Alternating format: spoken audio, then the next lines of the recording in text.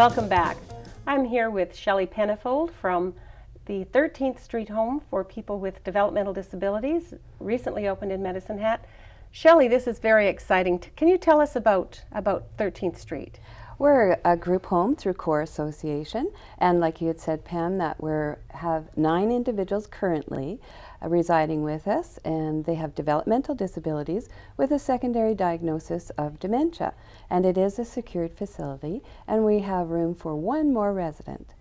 Okay, so I understand that you have a beautiful location overlooking the city in what used to be a school. Can you tell us about that? The George P. Vanier School that opened up through CORE Association in the 60s, and it was closed down and sold off when the students went to Herald School, and CORE bought it back from the school division for $1 and renovated it and have opened it up, and it's been open since November 12th. We had 6 residents do a dress rehearsal, if you will, just to iron out all the kinks. And now we have almost a full capacity as of Monday of this week. Wonderful. Well, I was lucky to be at the opening, and it's a beautiful facility, and it looks nothing like a school anymore. It looks like a very beautiful home and with a beautiful view. So tell us, what are some of the things that it offers people living there?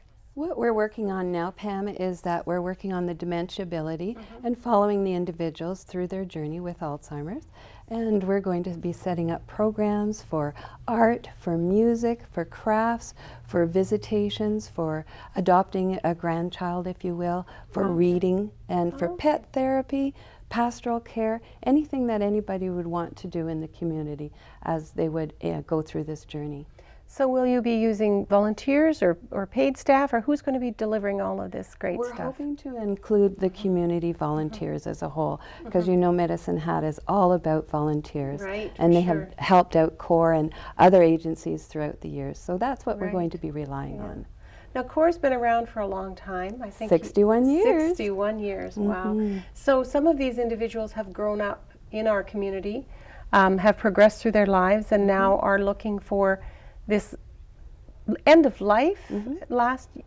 People are going to be able to stay here. They're not going to have to move somewhere else. That's right. It's a journey to end stages, and it's about that memory care. And like you had mentioned, that we have some residents there that attended George P. Vanier School. We have one that went through the doors when he was 5.5 years old, and he is now a resident. And how does he feel about being back? He was excited. It brought tears to his eyes. And we have another individual that remembers it as being George P. Vanier, and he just bellers it out in just such glee. He likes being there. Yeah. And like you had said, Pam, it is changed. It doesn't look like it used to be. The colors in it are just beautiful. It's very home-like. It's exciting. Yeah. And the individuals there are really quite pleased to be there at this time. Absolutely.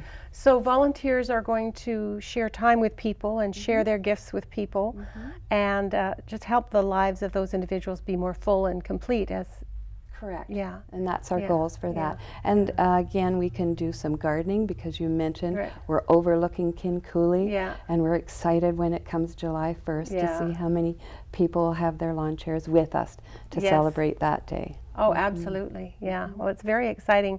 Now, I know you worked with Ron Wickman, who's an award-winning architect in the province, and you were really on the front lines with him figuring out some of the features. So can you tell us some of the features that this home offers people?